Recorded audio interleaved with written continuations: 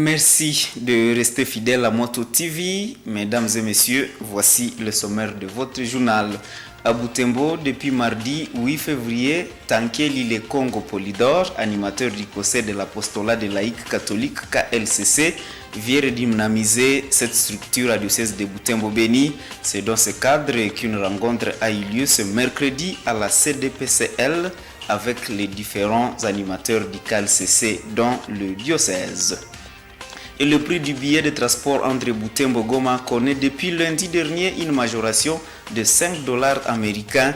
Cette hausse est consécutive à la hausse du prix du carburant sur le marché avec le litre qui est passé de 2000 à 3500 francs congolais. C'est tout pour le sommaire.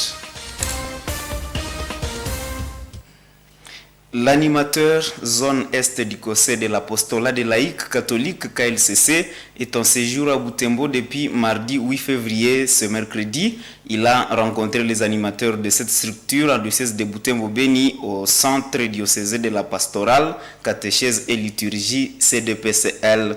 Tankeli Le Congo Polydor, les a entretenus dans l'objectif de redynamiser le conseil de l'apostolat de laïque catholique dans cette entité pastorale. Roland Tchachimois pour le détail. C'est cette salle du centre diocésain de pastoral catéchèse et liturgique CDPCL qui a servi de cadre pour cette rencontre. Ici, environ 30 animateurs sur invitation de Monseigneur Sikuli Paluku Melkisedek, l'évêque de Butembo-Béni. Les participants ont approfondi leur connaissance sur ce groupe et le rôle qu'ils jouent dans l'Église catholique en général et au sein de leur paroisse en particulier. L'objectif est de redynamiser le KLCC en République démocratique du Congo. Au diocèse de Butembo-Béni, a expliqué Tankeli Le Congo, son animateur dans la zone Est.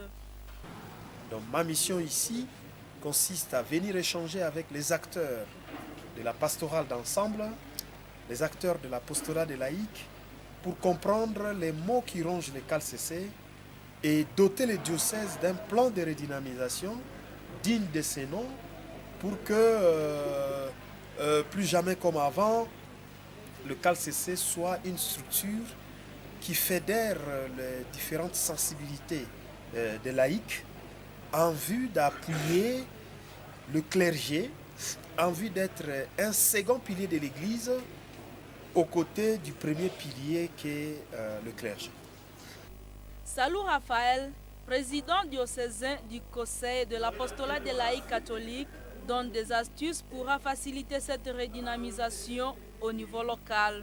La première chose à faire, c'est de vulgariser les statuts et les vulgariser de telle manière que chacun sache le rôle qu'il doit faire, que le KLCC sache que ce n'est pas un mouvement à part, mais une plateforme de tous les autres mouvements d'action catholique et groupes d'approfondissement spirituel, sans oublier les associations et des corporations, des gens qui veulent vivre de l'évangile sans nécessairement être dans les manques et grâce.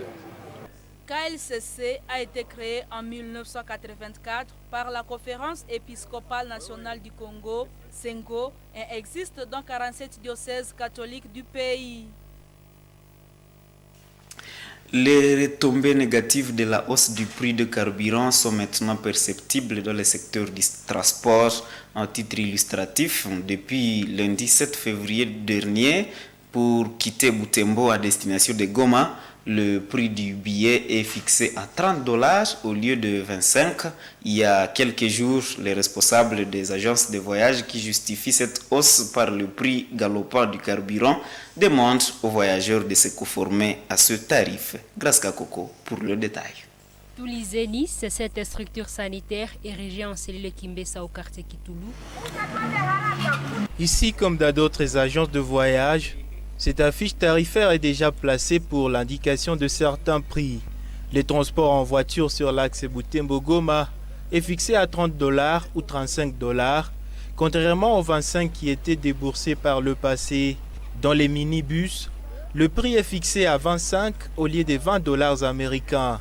Exaucé Mouindo, qui travaille pour l'agence Queen Safari Express, explique que cette situation est due à la hausse du prix du carburant sur le marché, dont les litres chez les revendeurs comme à la pompe a pris de l'ascenseur. Nous avons été obligés de réduire à la hausse le prix des billets du Tembo-Goma par rapport aussi à la hausse du prix du carburant. Parce que ça doit toujours coûter cher. Raison pour laquelle nous aussi, en tant que transporteurs, nous avons été obligés de baisser les prix. De toute façon, les prix, par exemple, dans la voiture, ça a coûté 25 $.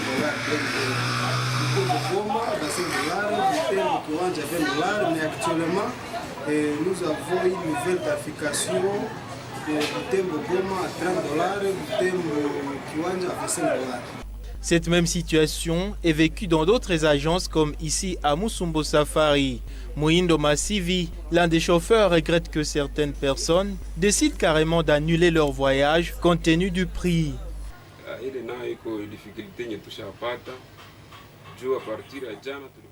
Nous nous sommes déjà butés à une difficulté parce que depuis hier, nous leur avons dit que le prix a été revu à la hausse. Malheureusement, depuis lors, les clients ne viennent plus.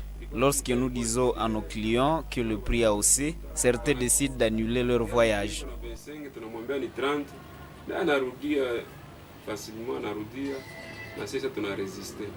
Neema Kamuha, réceptionniste à l'agence Union des propriétaires des véhicules UPV, appelle les voyageurs à se conformer à cette nouvelle tarification, étant donné que les agences travaillent en perte.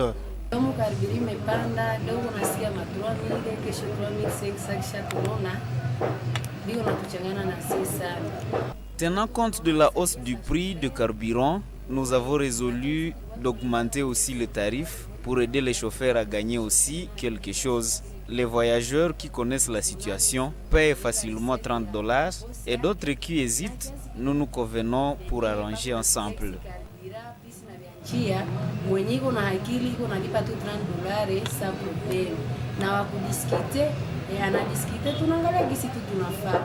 C'est depuis plus de 2 semaines que le prix du carburant a été revu à la hausse. Malgré l'instruction du ministre de l'économie en RDC, les prix n'ont pas changé sur le marché de Butembo. Et le centre de santé Tulizeni a été visité par des hommes porteurs d'armes blanches vers 4 heures de ce mercredi 9 février. Ceux-ci ont eu accès à l'intérieur de cette structure sanitaire grâce à une échelle volée dans une parcelle voisine. Ces civiques ont intimidé les malades, mais ils n'ont rien emporté. Le personnel soignant condamne cette incursion nocturne qui n'est pas d'ailleurs la première. Francine Moussoa pour le reportage. Tulizeni, c'est cette structure sanitaire érigée en cellule Kimbesa au quartier Kitoulou, en commune Moussoussa. C'est par ici que les hommes porteurs d'armes blanches ont accédé à l'intérieur de ces centres de santé. C'était aux environs de 3 heures du matin de ce mercredi. Ils ont inquiété les malades et demandé des téléphones et de l'argent, raconte Sifa, cette garde malade. Cette opération n'a pas réussi car elle a eu le courage de crier et d'alerter l'entourage, chose qui a fait fuir ces malfrats qui n'ont pas pu rien emporter. Sasa nyuma yake après ma 30 minutes tunakia kuta mtu anakia tufika hako anatuambia hapa hivi sasa. En attendant les bruits, nous passions à un malade qui demandait de l'aide d'un infirmier. C'est après que nous avons été surpris par un homme qui nous exigeait de lui faire de l'argent et des téléphones. Nous nous sommes demandé, tu es qui pour demander des téléphones et de l'argent? Il a insisté. Nous lui avons dit, nous sommes des souffrants, nous n'avons rien. Il a insisté quand il était en train d'appeler ses coéquipiers pour venir nous torturer. Quand il est sorti, nous avons eu la chance de bloquer la porte et d'alerter. C'est ainsi qu'ils ont fui sans rien prendre.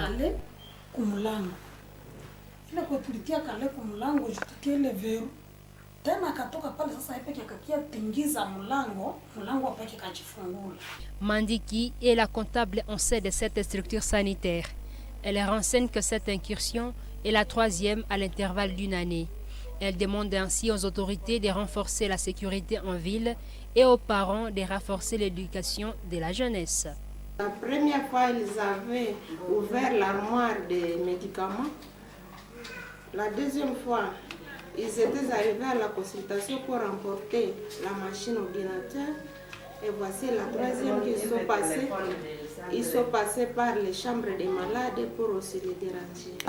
Comme ils ont toujours dit qu'ils sont venus pour nous protéger, alors nous ne voyons pas leur protection efficace puisque nous sommes forcés ma surveillance.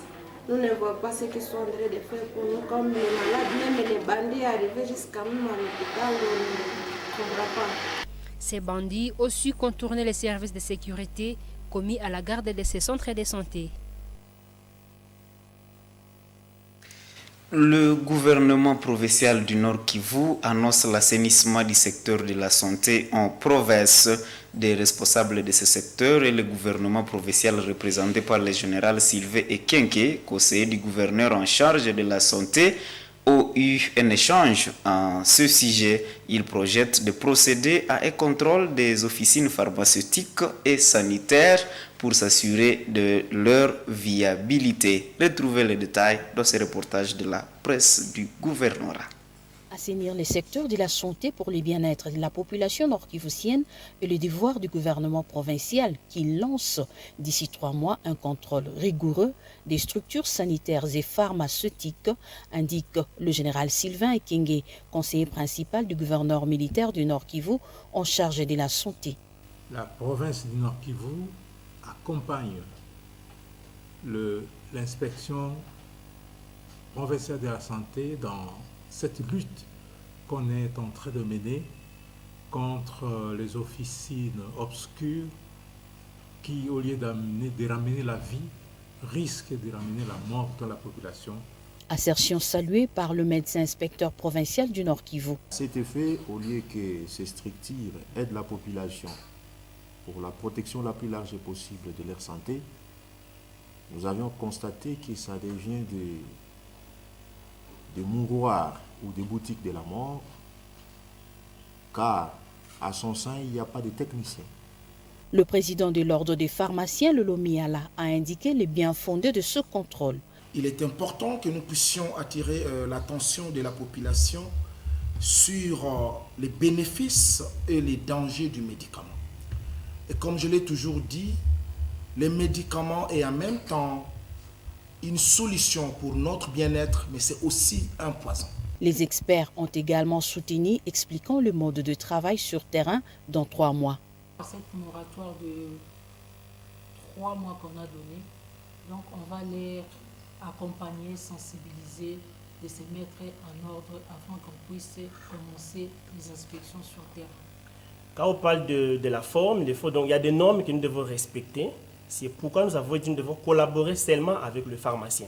Donc, le tenacier ne viendra pas seul, il doit venir avec son pharmacien pour l'orientation.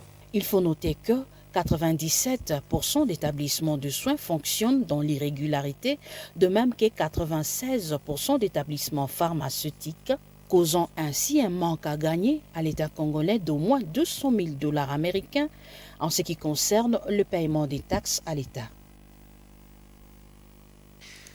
Trop, c'est trop, disent les femmes de l'Ituri. Ces femmes sont dépassées par le massacre des civils dans l'est de la République démocratique du Congo, avec le plus récent ayant occasionné la mort d'une 60aine de déplacés dans le territoire de Djougou. Elles demandent au chef de l'État de ramener la paix dans leur contrée. Découvrez leur message dans cet extrait.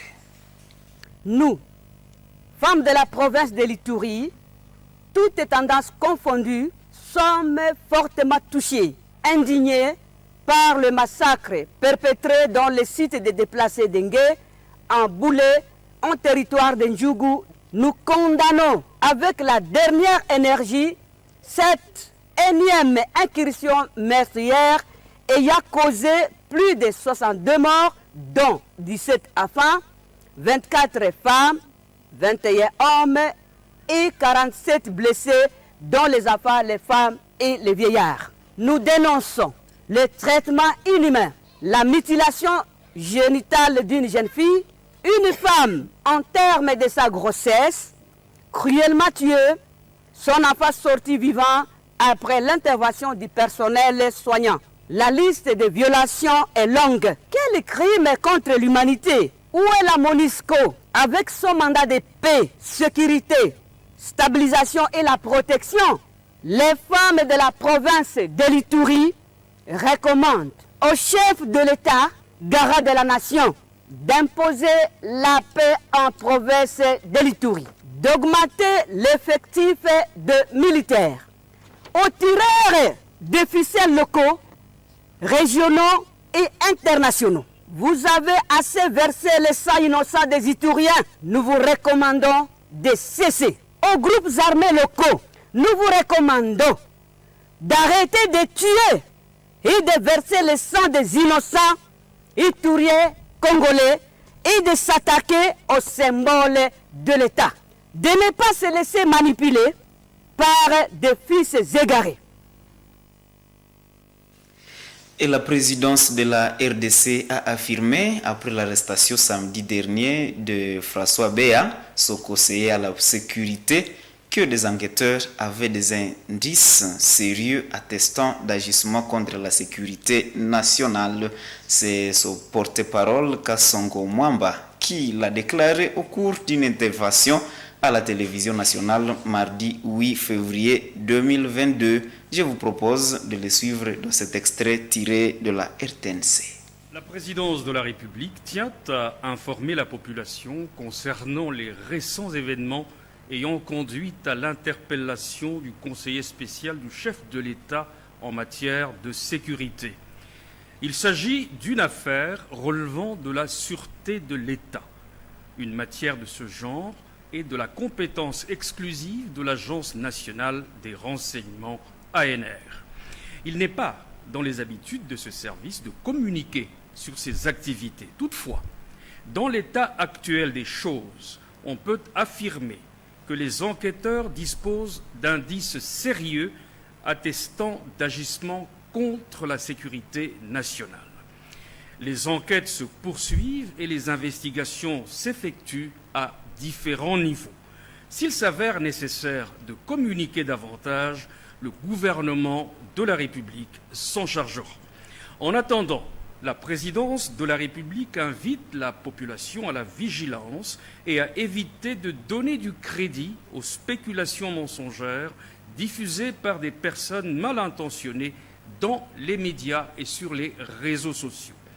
Les indices sont suffisamment sérieux et ne peuvent donner matière à d'autres considérations de nature ou de type tribal, clanique ou régional. Le processus démocratique amorcé dans notre pays par la première passation pacifique du pouvoir en janvier 2019 est un acquis sacré à préserver à tout prix. Aucune tentative de déstabilisation de nos institutions démocratiques ne sera tolérée.